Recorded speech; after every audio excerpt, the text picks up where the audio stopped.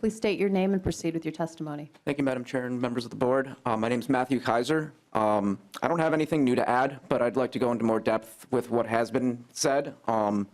Cannabis in itself is a polypharmaceutical.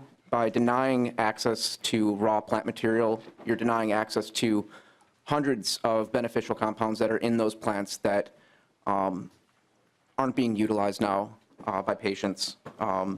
When we limit the allowable number of cultivators, we're not only limiting patient access and keeping the price at an unattainable rate, but we're also decreasing the amount of variety of cultivars that are available to patients. And one of the major things of research that is coming out at this time is that it's the different ratios of all these chemicals. There's terpenes, there's flavonoids, there's CBD, CBN, CBG, delta-9 THC, THCA, THCV, the list goes on. And within those compounds, there's hundreds within them. It's the combination of all of those that can benefit one person or another person, and it's tailoring the medication to the needs of the patient.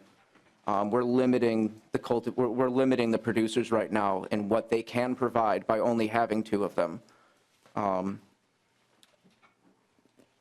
I also support the provisions for expanding medical access to those of us that are on supervision. I'm an allowable medical cannabis patient in Minnesota, but I'm not allowed to use the medication.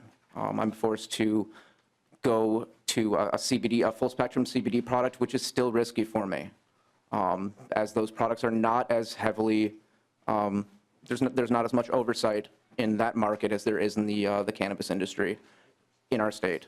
I support this bill, but I also support going much further, as everyone else has said. Thank you. Thank you for your testimony.